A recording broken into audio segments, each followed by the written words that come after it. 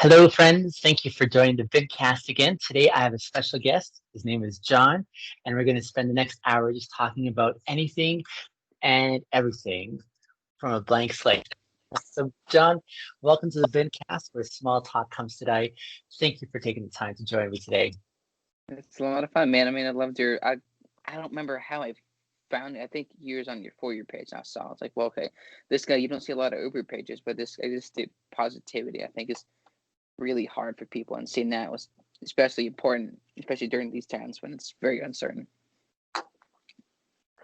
And so, it's through your For You page. Something that just mesmerizes me is how the For You page suggests certain accounts, even when that was not my intent, right? So I'm just Hmm. blown away by how I've met so many new friends just perchance by an algorithm making a Yeah. suggestion. Such a weird dynamic, isn't it? So, no, it's awesome, man. It's crazy.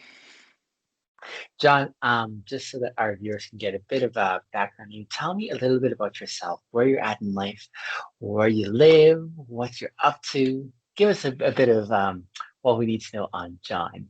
The crazy thing is, obviously, I'm a faith-filled man. I'm not here to be ashamed of that. Number one. Number two, I here's the thing: is if you just see April, you wouldn't know. I used to want to work with kids, and like for like a career, I want to open my own daycare. Well, folks, lack of a better word, it's not a man-made industry. I'll leave it at that. And I was just like, you know what? I can't make any excuses. I was like, why am I like I'm working overnight doing security? Oh, I'm too tired. I'll work on that later. I was like, for me, it was learning what I'm excited about versus what I'm passionate about. Like I don't, you're passionate about what you're doing, and I was like, I just didn't want to put in the work. And I kept pursuing childcare. And then it's like, God's like, what are you doing? And I have something so much better for you. And that's basically what has happened. And I started the sports show right before COVID. Genius idea. Um, but it's like, that's what people need to figure out. Do what you love. I mean, I recorded 5, 6 months in a hot car. AC's blowing. You could look at it. The audio was terrible. I was terrible. But it's like, you have to go. Like, I didn't have the confidence. Like, if you see 6 months ago, you wouldn't think that, but I didn't even as a kid, I wouldn't talk in front of a female teacher. I was so embarrassed. I just didn't have that confidence. But dad being in radio as a DJ back in the day, it's just like I love football. I'm staying up 1 to 2 a.m. every single night making episodes, and it's just like, how do I combine doing this for God's glory but talking about sports? And I think for me, it was number one, do not care about the views. And that's the biggest thing. So at first I was like, oh, I'm talking to a friend, Adam Rich, that he's a on TikTok, and it's like, why am I touching my video? I only got 6 followers. Okay, well that's 2 or 3 people that is being closer to God into the kingdom. That's the most important thing for me at the end of the day. I'm like, I used to think that a ministry was just on a pulpit on Sunday. Again, pastors are great; they do awesome, but there's a different avenue here, reaching to different people. I was like, you know what? I'm getting frustrated here, God. What do I need to do? And throughout the sports show, it was growing slowly. I started a podcast like you were doing. Obviously, it seems to be doing very great. And I didn't know how to do it. I only talk about numbers, and then I learned how to communicate. I think that's what I've learned from you and other people. Like, how do you communicate with people? I've seen some comments they make it once in a while. It's like, I don't know you. That's not my place to judge you. And just how to communicate and get my thoughts collected. I used to talk way too fast on camera and doing all that. Now this, again, I take no credit for the success of my sports show. Is now I've had people I used to watch on TV, quarterback that plays in the NFL, a sports reporter, another sports reporter, and it's like that's not what I'm doing. I'm not doing it on my own. Because think about how many messages and everything they get. That's not me. Like I'm more obsessive about my faith now because a year ago I think I don't know if I posted on TikTok.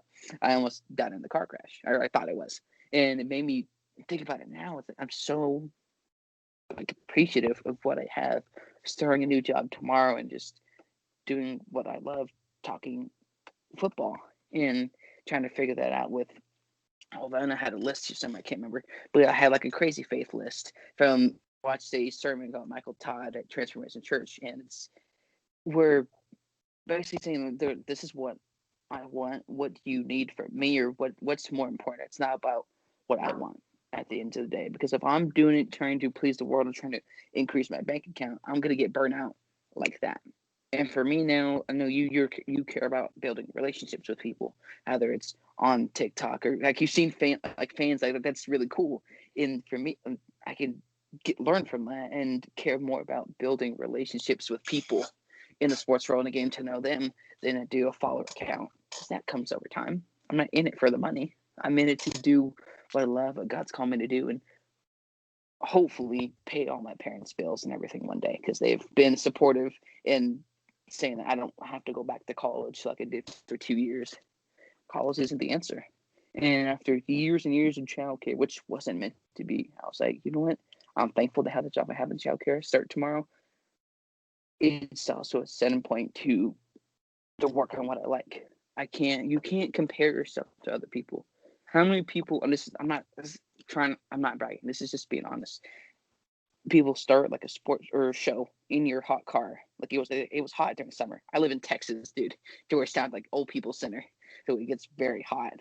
And so with that, it's like, it's easy to get frustrated. And then I remember I posted on TikTok, I had all these pictures. I had like 50 papers in my car with tape and staples all over the place to record. I was like, that's where I came from to now.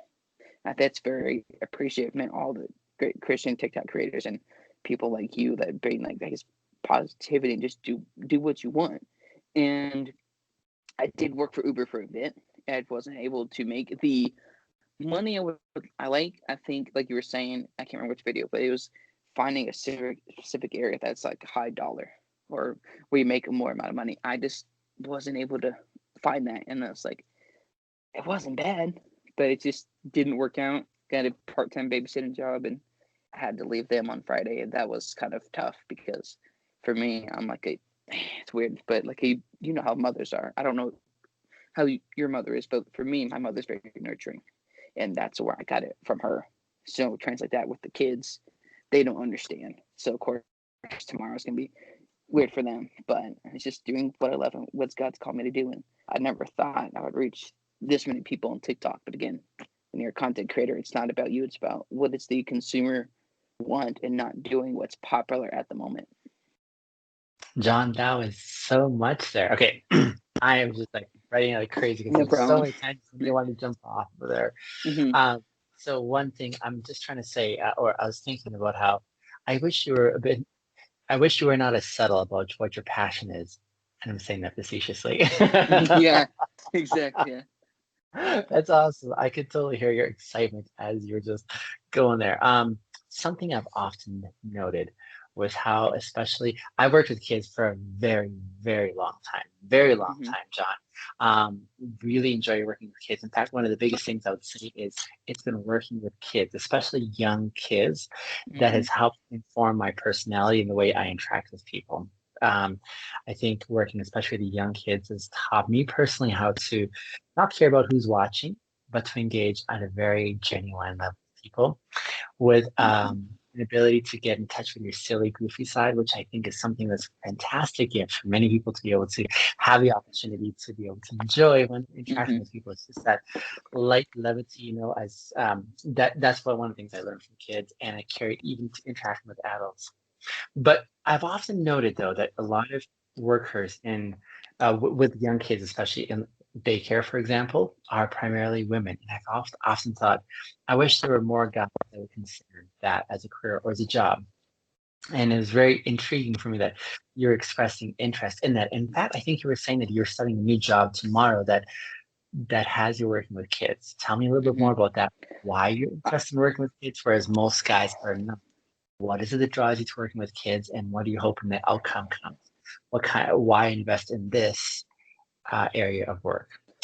For me, it was about I have a great dad. Like he's the ultimate plug. Like I was at a restaurant and there's this person I was interested in, and he plugs me in. That's just how he is, and it's like having those parents and people. A lot of times, kids don't have that right father figure, and the father is just. I'm trying to think. Trying to make this clean, but if you can do the deed, you better stay around. That's a clean way of putting it. And I saw a lot of that where the fathers just weren't there.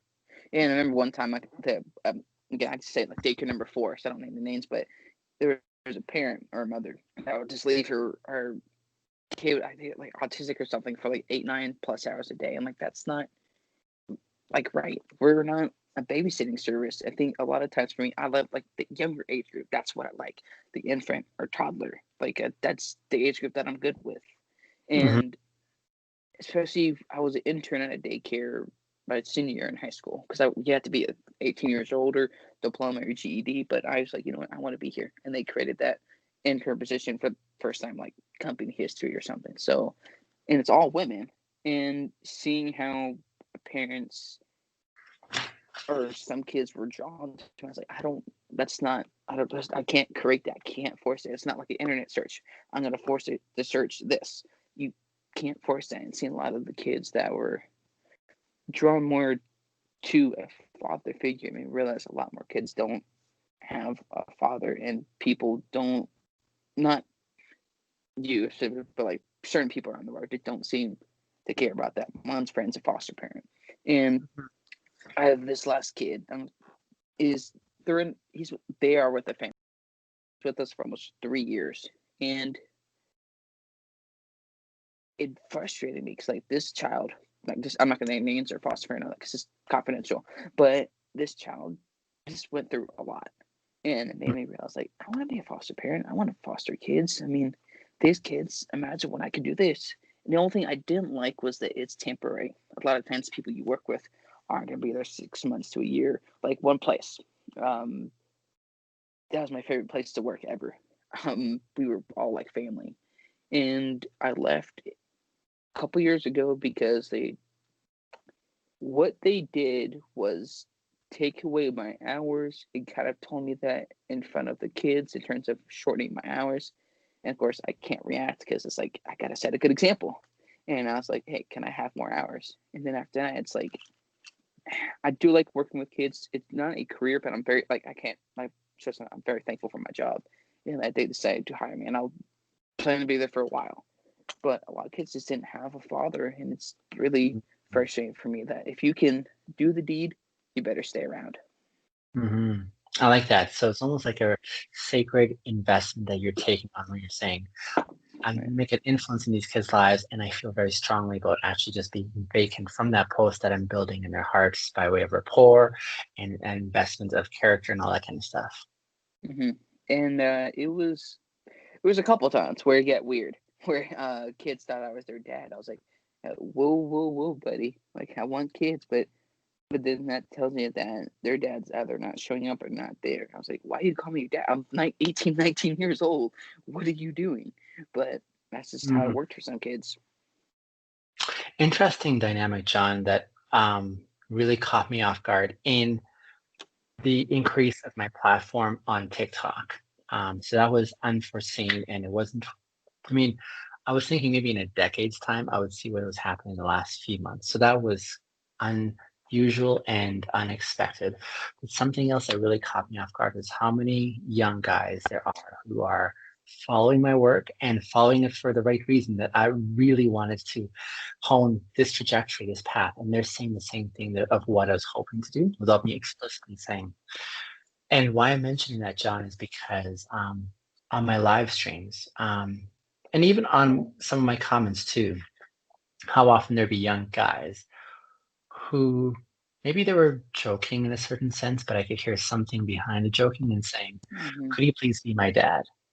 So these are young guys who are 12 to like 22, Mm, that age frame there, right? And so I'm reading that and I can hear it's offered in levity, but there's something of truth behind what I was reading in mm-hmm. those comments where they're saying, I do want someone who I could look up to this way, someone who's older, someone who I feel safe with, someone who I could bounce off the big, deep questions about life. And so I wonder if there's something that you're onto there, especially in this area where there may be not as many guys who are investing in the lives of young, impressionable minds and hearts because they really want to see what that looks like from the masculine side. What does it look like to grow with integrity? What does it look like to see the world and process what's coming at you from a sense of here's what could be, especially when it comes from doing it well from the guy's perspective. So I really, really, I'm encouraged to hear that's where you're sort of Right. setting your oar and Yeah. heading that way.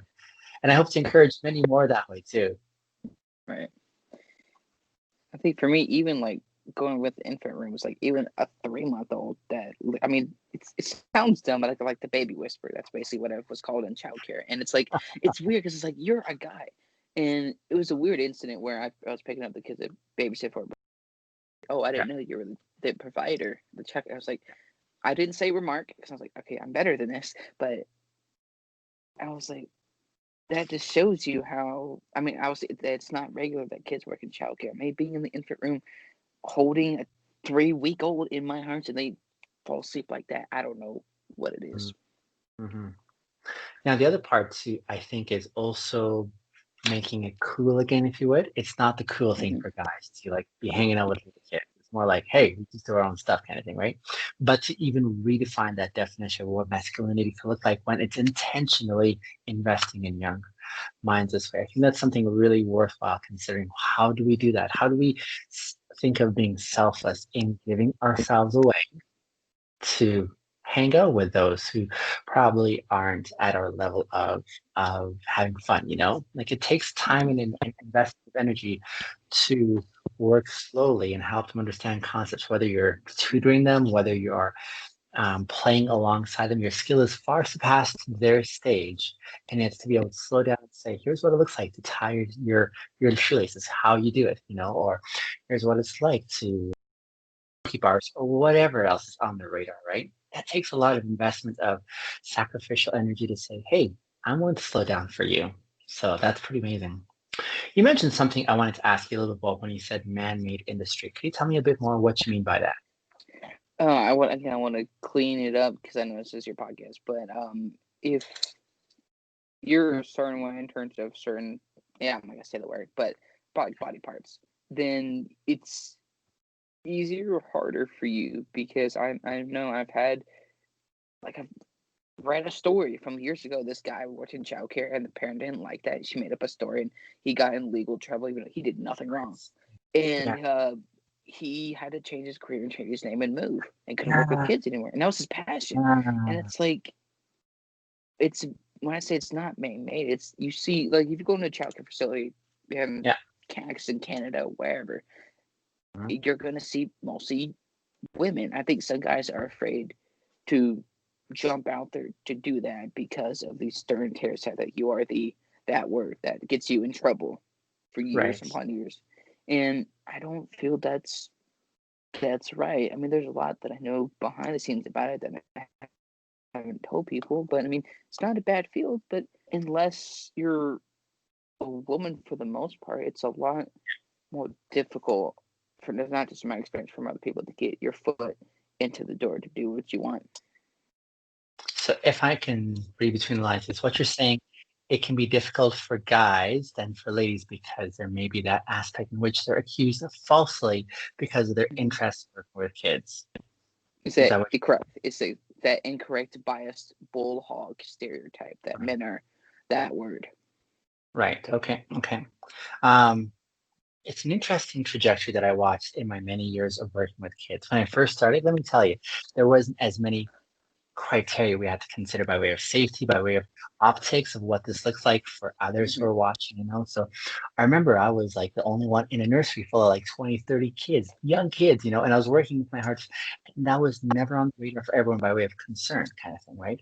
But over time, as we hear stories in the news, I see different implementations being made to bring this to awareness, now you're starting to think of all the policies that need to be in place, all the things we need to think of in playing defensively so that we're not putting ourselves in a scenario in which we could be totally tarnished because all it takes is one insinuation, right? And like you mentioned about that individual, your time working in an area that you really love is over. You may be proven innocent, and yet that very simple of insinuations could be the death bell to what you're hoping to accomplish. So yeah, it takes a lot of being okay. I think there's a verse, something in the Bible that says, "Wise as but innocent as doves," right? Something along those Mm-hmm. I lines. believe so. Correct. Does that look like, especially in relation to working with kids? Because you want to give yourself to it, and you also Right. have to cover your bases really well. So, is that what you're talking about there? Basically, yeah, you have to be careful because my intentions are good. Like, I went in the industry to protect kids from that. I would never touch a child. Anybody that does, you don't want them around me, because that it's not going to be pretty. Yeah, Because I'm very protective of kids. Even though I don't have any yet, but I definitely plan on having some in the future. for sure. Yeah, I remember when I was involved in actually writing policies for the various organizations that I was working with over time. What does this look like to look at safety and covering our bases and making sure we have all the protocols in place so that the people we're bringing on have been as far as we're able to check out and deemed safe. You made a distinction as well, John, between excitement versus passion. Tell me more about that. I think putting in the work. I think it's as simple, or I could make it, because I would work overnight. The one put in the work to put in the daycare, but the sports stuff, I put in 9 months worth of work, and Mm, late night after late night, and figuring out what works and what doesn't. DMing, messaging hundreds of people, putting in the mm, work, no matter what it looks like, despite the numbers. Like I'm saying, I mean, a couple months ago I had like 23 followers, and I posted a video of not being ashamed of my faith. Again, not to get views, because that's just silly. And it just happened. It's putting in the work and not having excuses. If you have 5 minutes, like I told somebody tonight at church, make that the best 5 minutes that you can, because that could mean 5 less years of having to wait for that dream to come true. I'm not doing the college route, but I'm going to work my butt off to make sure that it happens. okay, so I'm still missing something here. So how can we break this Mm. down? So one side you're saying is excitement, the other side is passion. Which one is excitement? Which one's passion? In your Excitement is something that you like to do. okay, That you're like, oh my gosh, I get to do this. But when it's time to put in the work in the late nights, you're like, oh, I'm too tired. I'll go to bed. And you're uh, not, there's always like a loophole or an excuse. sure, Passion is, you know what, I'm exhausted as heck, but I'm going to do this to make this happen. And there's not an excuse. If I have 5 minutes, I'm going to make it happen. And I think gotcha. that's where I feel like that's the difference. Excitement. I'm excited about it. I was like saying, oh, I'm Mm-hmm, excited. I'm going to save up 6 months worth of rent. And mm-hmm. then 2 days later, you buy the new PS5 and all the new games. And so it's like, what are you more passionate about? And I think that's where, in my opinion, why I felt I learned the difference. Gotcha. Thank you. That's helpful. Yeah.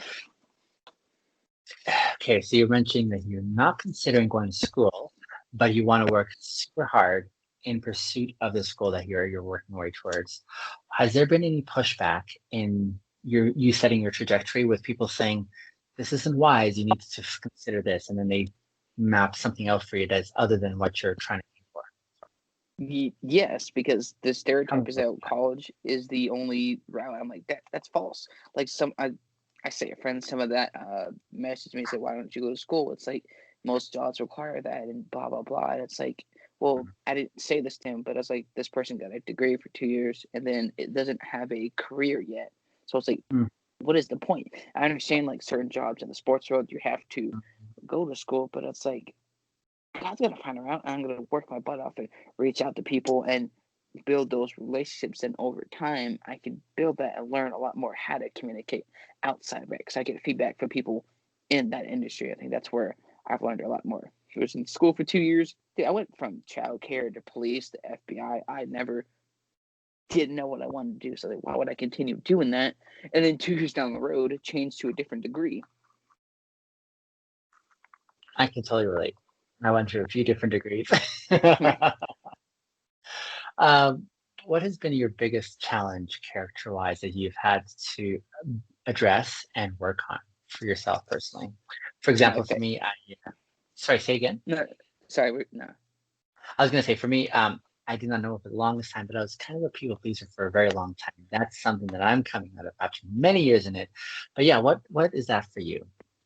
It was my faith. I can say that enough because the sports show wasn't growing at the rate I wanted it to. Again, I'm talking about I. That's not how it works. And I was like, well, God, what did you do? Like, I'm stressing out. It's like, wait a minute, work with what you have. It was my patience, my faith, and my attitude. I'll be honest with you. And that's just me being honest about my attitude. Okay, Faith, attitude, and patience. I was like, sweet answer. and Okay, and of those three, which one's the toughest one? it was, I say faith and patience, but it's like the same thing. Because, like, when you have faith, your patience is like way up here versus down here because you're looking at it through your eyes versus faith. Okay. Now tell me, how old are you, John? 22, almost 23, and look like a 17-year-old dude. So You're so young. got baby face, right? I can't grow a beard or anything. It looks like nose hair. It's gross. Oh, shucks. I love your red hair. I think red hair for me has always been fascinating. I'm like, that, it's just, yeah. So have you always loved being a redhead, or is it something that I you had? I think when I was younger, I actually wanted to dye it. I don't know. I just never got red hair. I've never saw like a red hair like woman. I'm like, wow, you look good. It's not. I think some people say that about themselves, like, oh, I don't like this about me, and then somebody else says something different. And I think that's where I've probably gotten it. Maybe you too, or somebody else is negative about how I look. You know, it's like, wait a minute, I got red hair.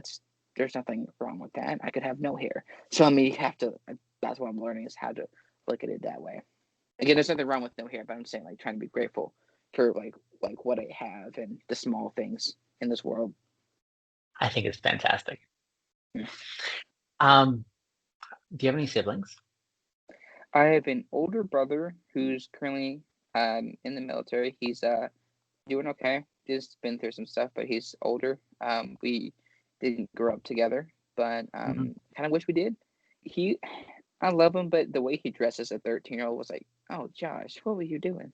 But he's a good brother. He's really like been there How for me. many So years are between the two of you? he's 35 and I'm 22. So Wow, it's okay. Few years big there. age group for sure. But no, he's a great brother.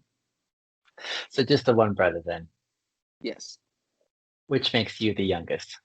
Correct. And it has its advantages or Tell disadvantages, me but about that. Tell me about that. What's the advantages of being the youngest?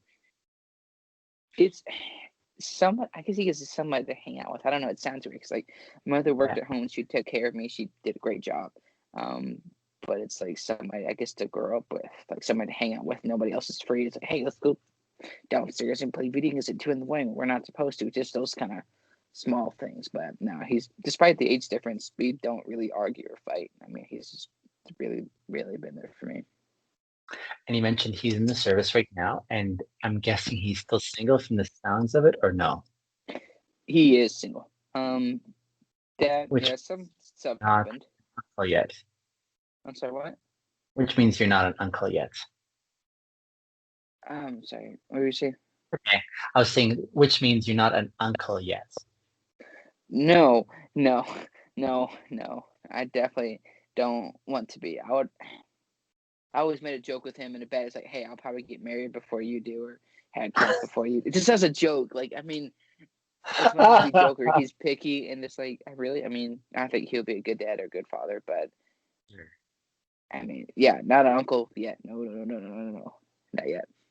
Personality wise, would you say you and him are similar or very different? Similar and different. I know that sounds weird. He's a science guy that loves science in the medical field. I don't like science. I did not like school, I but see. he was smart in that field and he loved science, and I did not like it. That's just leave it at Gotcha. that. Okay. Yeah, I'm more like you that way, I'd say. Yeah, so I understand that.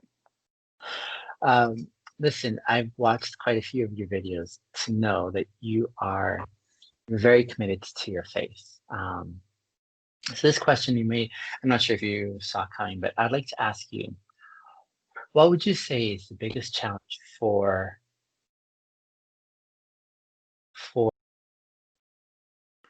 Christians today in their attempt to reach a world that does not share their perspective at all? I think it's coming from a place of love. I mean, if you look at the Bible, at some point he literally had Saul, which was a guy, which his new name was Paul. He murdered Christians back in the day. And I'm not saying that a murder is going to come tomorrow, but it's like he used different people and loved people. We were called to be Christ-like, and it was hard for me in the past, but it's like there's so many different people and that have different political beliefs or stuff like that. Yes, I've been called names racist, but I'm not going to call them names back. It's about loving people that are different. That's what Christ did, and if we can't do that, that pushes people away from the church. And I think that's what's happened a lot is where I don't know if you felt that I felt that way. It's like, or other people, it's like from how they look and tattoos. And I used to do youth group at a Methodist church where there was a lot of older people and older people, not all older people, but some of these people were very judgmental, people with tattoos and all these kinds of things. And it's like, we're called to love people. And it's not my job to judge if you're going to heaven or hell. That's not my job. God's job, not me. And I've had to learn. I mean, I've been judgmental in the past. I'll admit that, but I've worked on that, not on my own. And it's about loving people. And that's where I've started to learn that and meeting all these people. I've disagreed with people probably that I've had on the show about football or anything, or sports or politics. But at the end of the day, we're all people. We're all men. We're all women. And if we can't treat each other with respect and love, then why are we here? So I'm hearing what you're saying. The part I'd like to dig in a little further is when you're saying a really critical response right now is that Christians who are trying to represent their faith well should be interacting and engaging with love, when the world is saying we're not actually hearing that. So you've heard of the 5 love languages, right? Gary So what I'm Chapman's saying, the 5 love languages by Gary Chapman. For those who I don't think I okay, have the anime. so let me just make a bit of an analogy. The 5 love languages is kind of brilliant. It helps those in relationship to be able to speak the same language as far as how they want to be interacted with. Okay, so let me give you an example. Let's say a guy and a girl together. The guy is trying to show love for the girl, but the way he shows love is by doing stuff. So he goes into the kitchen, he does the dishes. He's like, man, this is really going to show her that I love her, kind of thing, right? And she, on the other hand, is like, it's nice, but that's not what I needed. I love to be expressed to me by you spending quality time with me, cuddling on the couch, talking, that kind of language. Okay, so her love language is quality time. His love language that he was giving her is acts of service. So you see how they're speaking different languages and the love isn't quite landing together. So the 5 love languages, it goes through a few. There's acts of service, there's quality time, there's physical touch, there is words of affirmation, and one other that I can't remember right now. But these 5 love languages have really helped people to be able to speak the same language, so that now that the guy knows that she doesn't really care about dishes as much as she cares about him just coming and hanging out on the couch. So he's going to say, how can I speak the same language so she feels loved? Now they're speaking the same love language, where she's like, my love tank is full. Yes, we're speaking the same language. So let me take that to the church analogy, or the Christians who are trying to communicate love to a world with no judging, all that kind of stuff. And yet, I guess what I'm trying to say is, even though they're saying we want to show love to the world and those who don't hold our perspectives, but it seems like they're speaking different love languages. How, like, the biggest challenge I'm asking for your input is, how do you see Christians speaking the same language so that it's actually being heard by those who don't share their perspective and felt in the same way? I think you can't force your belief down their throat. That's what's happened a lot, is forcing your belief. You're right and I'm wrong. It's like, whether I'm right or if I am, I'm not here to judge you. I'm not here to force my belief down your throat. That, like, you got to become a Christian right now. You're going to hell. Like, that's not how you approach it.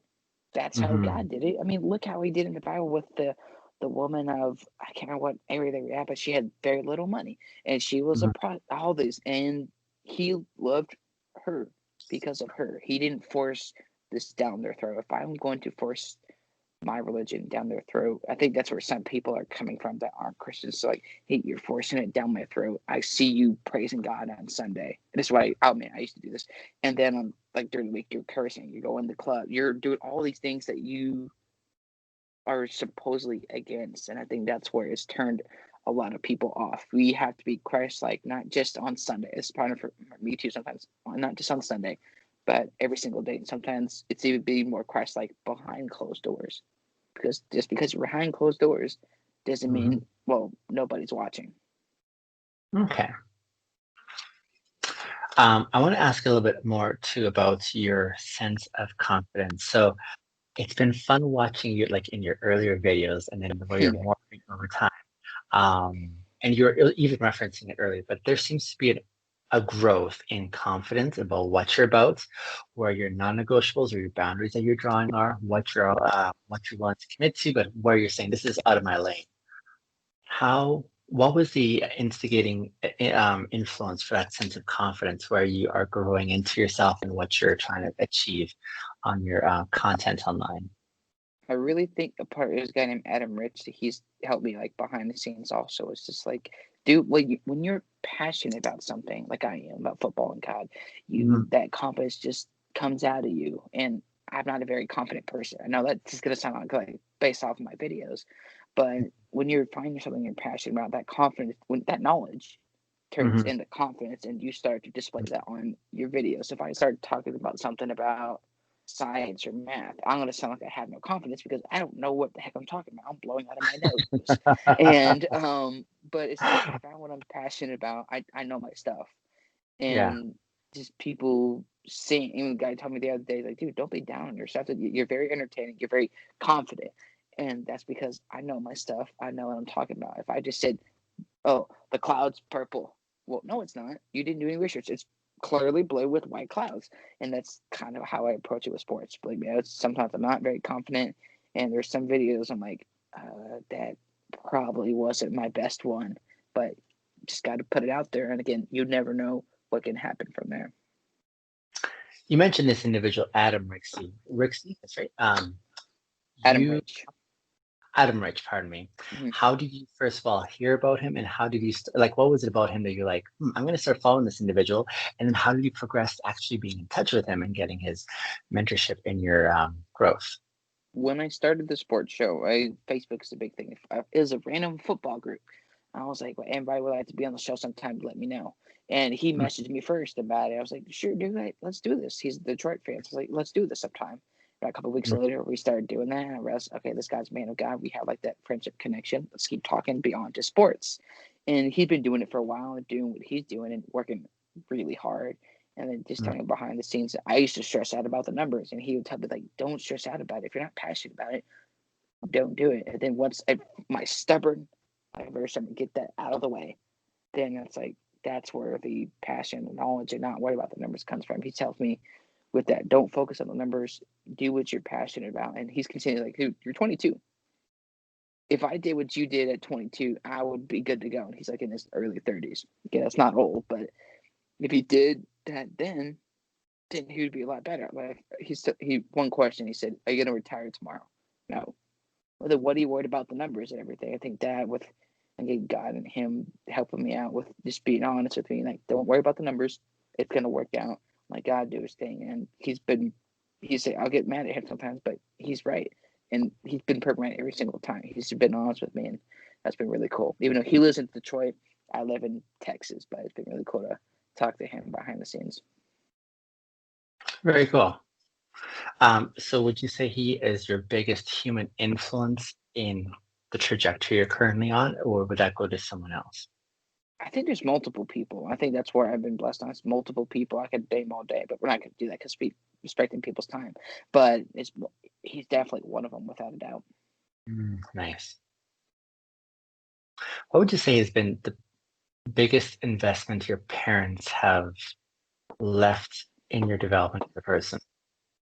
Continuing to talk about my stuff to people, to brag about it, not maybe, hey, you getting a job because they know I'm working hard to find a job, and just continuing to bless me on that. My mom wanted me to go to college at first, and I was like, I really didn't, but then they supported me. I was like, if she's like, and then she told me that I believe in you. You can do this. And continued to say that. And I was like, well, if y'all believe me, then heck yeah, I believe in myself. But sometimes I'm down on myself. I don't know if I can do this. And it's like, look where you came from. Recording in your car in a hot car to now. They've been very supportive on that when some parents are like, no, go to college, get this degree. Even if 5 years from now, you're going to choose a different career path. Mhm.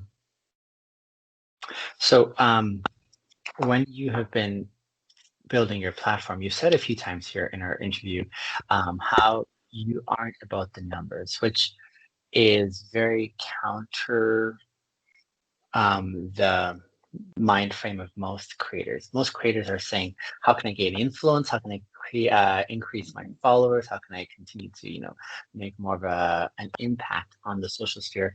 You're saying something different, and I'm wanting to know why. And I don't disagree, but I'd love Right. to hear your Mm-hmm. rationale for why it doesn't matter for you and what you're trying to accomplish then, if that isn't your main agenda. Well, for me, it's like this world's temporary. Why would I try to? I could have all the followers in the world, all the money, I could get all the new stuff. But when I'm dead, I'm dead. Like that doesn't go with me. I'm trying to do something that's not temporary. A lot of things in this world are very temporary. I could get, oh, you get your paycheck, boom, rent. That's done. And I think that's for me is working out. It's my faith. It's like it's not about me. It's about interacting with people and building relationships. That's really what I care about. I said that in an interview yesterday. I care more about building relationships and getting to know you. I'm not going to pay anybody to come on. I'm not going to use you to grow my followers because that's kind of a jerk move. People have done that. I hate that word. I don't do people for clout. It's not what I'm about. I care about building investments and friendships. Numbers are great, but Mm-hmm. I'm not doing it just to gain numbers and to get sponsorships. That's great. I want that. But if it doesn't happen, that's okay because the main focus is not getting the most followers. Because if that's the case, then I'll be burnt out because I've been doing it for almost 7 months now.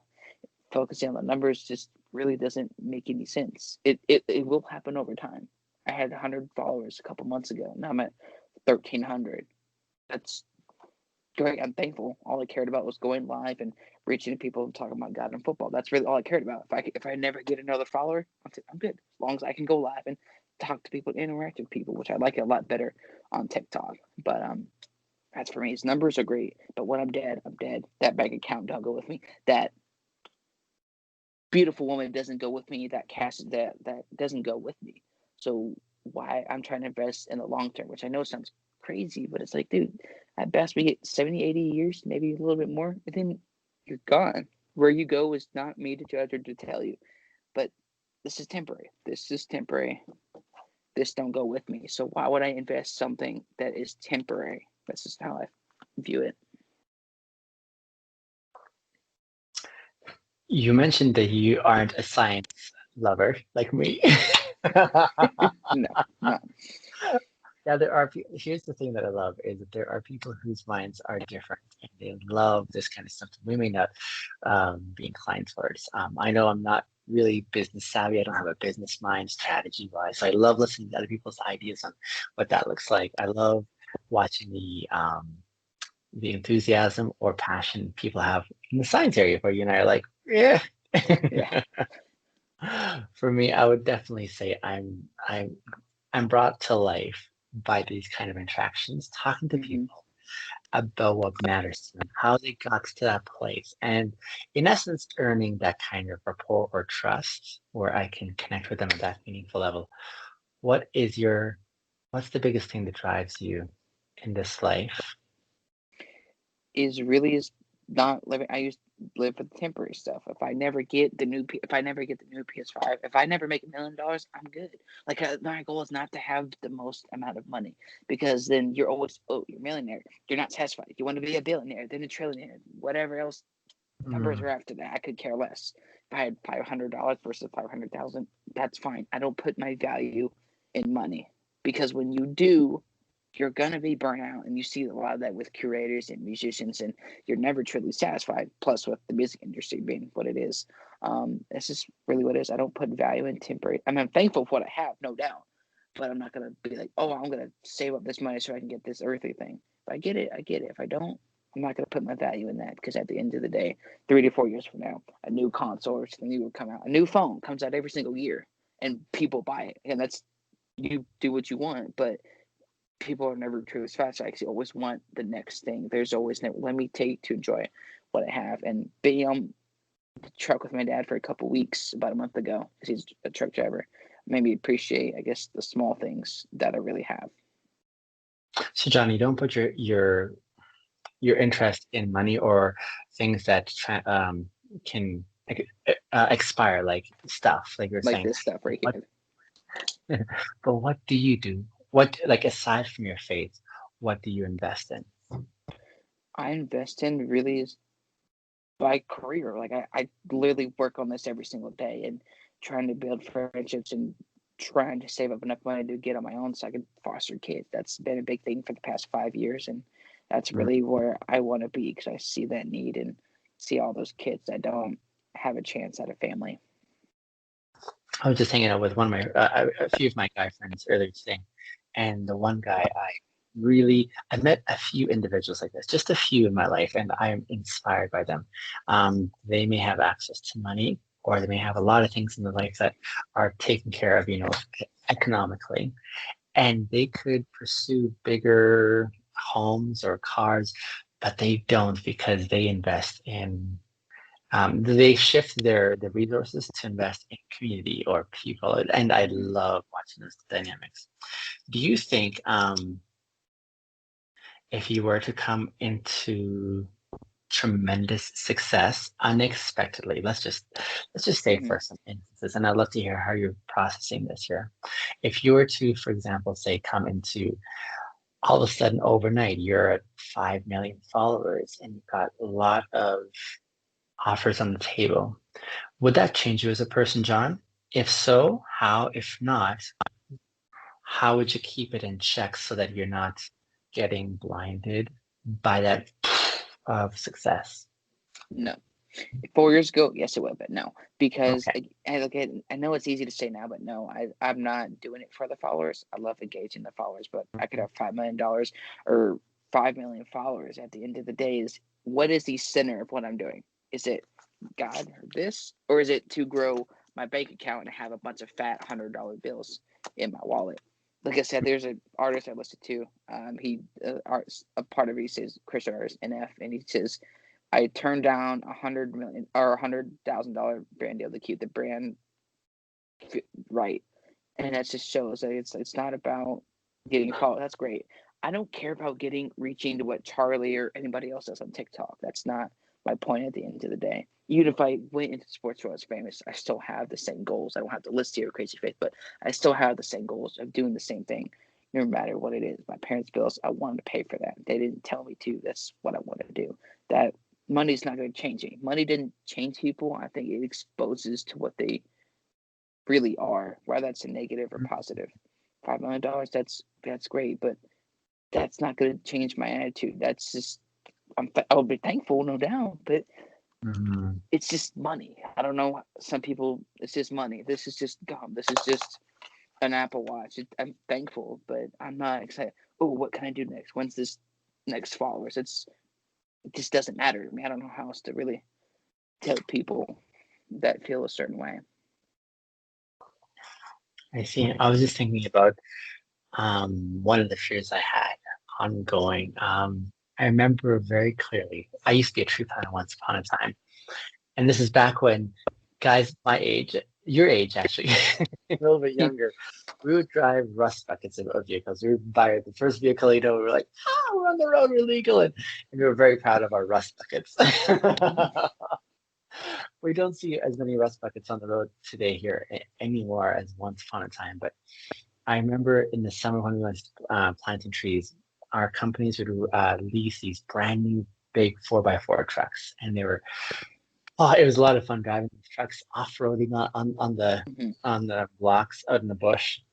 But I remember very clearly, John, the time coming back into the town. We were coming for a day off there, and I pulled up to the light, and as I pulled up to the light, you know how you kind of check over to the next vehicle and just see Right. what you can see with the person. um, it was these young guys in their rust buckets. And I'll never forget actually looking down. I had to literally look down at their car because we have got raised kits on our trucks, right? And I was like, oh, look at what kind of car you guys are driving. And it was in that moment that I realized, oh man, oh crap, I just did the very same thing that I said I don't ever want to get to for me personally. And yet here I am looking down on them because they don't have a nice vehicle like the one I'm driving, even though it's not my own truck kind of thing, right? And Mm-hmm. my car, which is back in the company lot, is just the same as theirs. And so that had me for the longest time, John, thinking about how I wanted to be on guard for that kind of thinking. Because I was like, I wonder if money is one of those things that might change me or not. That was a scary thing for me to consider for me personally. And then I was watching a video on YouTube. Alux had put out this video. I really enjoyed their videos.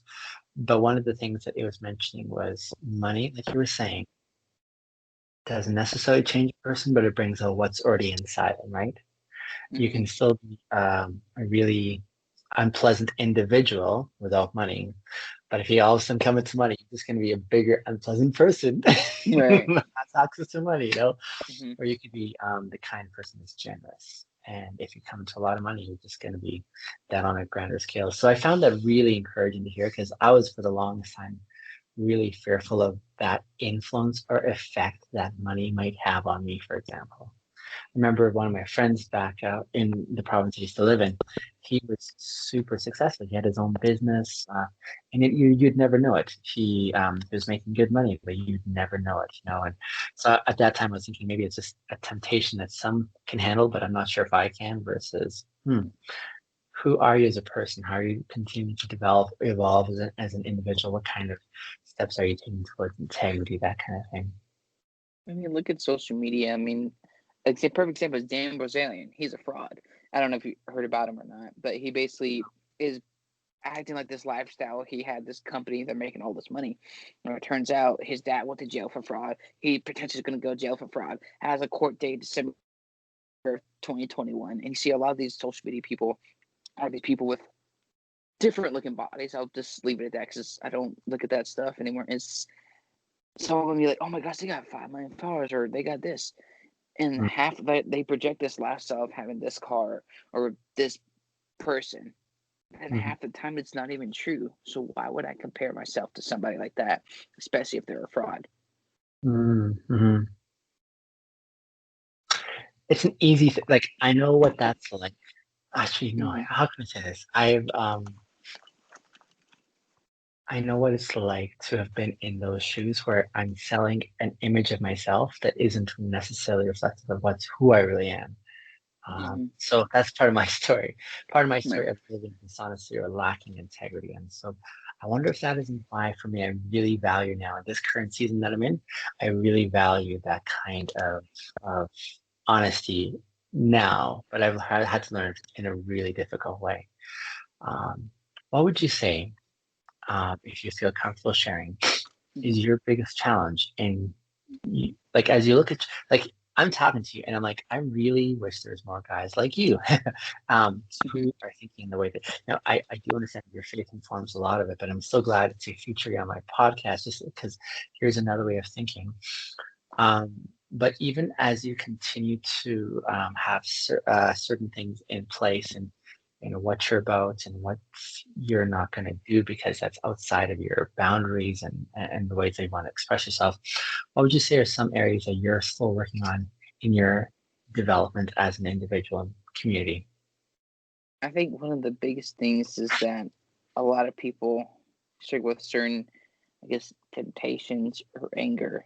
Anger or temptation itself is not a sin, but when you act on that, that's why I struggled with anger for a long time. I remember probably sophomore year in high school, I definitely had an anger issue without a doubt. I went to therapy once and I never talked about it, but I did now, obviously. But 2013, Grandma passed away of Alzheimer's, and I was mad because this is somebody that had a heart of gold. But it's like I used to have issues. I'm working on that without a doubt. Like this with anger, impatience. Just be more compassionate when people don't understand what I'm trying to say or trying to convey. And like somebody was telling me on social media pages, telling people to stay away from me because I have a certain belief politically, whether we agree to disagree. And I don't know your political beliefs, but we're not here to talk about that. But let's say we disagree. I'm not going to treat you any different. I still treat you like a friend or a brother. Not Mm-hmm. That's not going to change. But for them to say that, usually I would say, "Oh, you're a blah blah blah blah to you." But now it's like, man, I'm just going to stand on my faith. And if you don't like it, that's fine. I'm not going to call you a name back. I'm not going to call you racist or anything like that. That's been my biggest issue is learning when to say something or not to say something. That's definitely what got me in trouble in high school. Because if you met me in high school, oh boy, totally different. I see. How did you get through that season of having to address your anger issues? I think for me is having those accountability partners or like youth group was a big thing for me. Is like Mm, this youth leader that I had, two of them were great.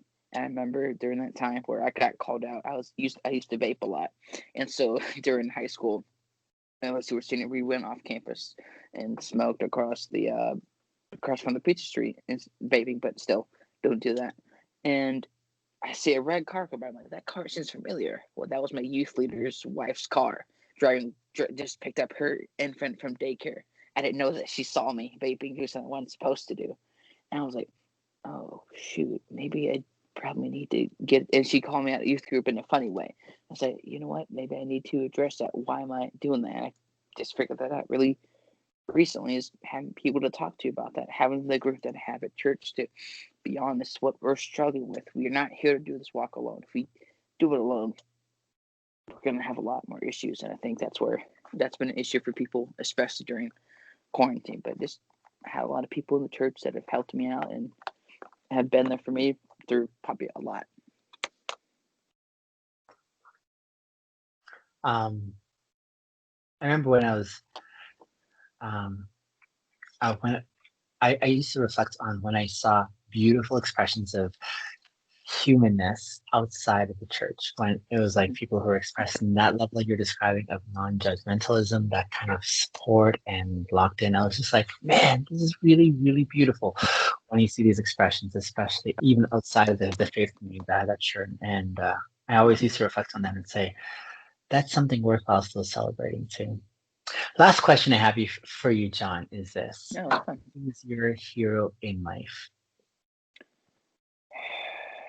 And that's good song. There's gonna be probably two people. I was number one is God, because obviously I know I died in a car crash last year. I posted that video on social media. Like my car was totaled. It was glass shattered everywhere, and I had no cuts or anything. I was jumping down at a concert that night and made some friends. Number two, probably my parents. They've literally instilled confidence, even though I've lacked confidence. I used to be more of a way, working on the way, but like they've instilled confidence in me.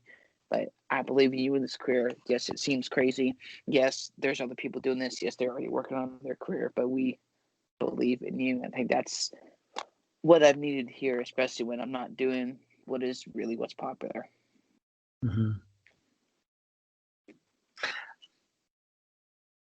I hope you are taking the time, and I'm certain you are, to express your thankfulness for them, because that's a definitely thing. That's awesome. In the last minute or two here, my friend, I want to give our audience an opportunity to find you and the work that you do. Would you give us a little bit about your apps, what you're up to, and where they can find the work that you do? TikTok is that. I'm right there. That one, dude. Like THAT number one DUD 2020. And that's the same for Instagram, Facebook, or TikTok. And of course, I have a show with the Sports Network, Nothing But Sports, and just really talking football and the passion, and to be able to say what I believe in. It's the same thing for the YouTube channel. Okay, so that's on the YouTube.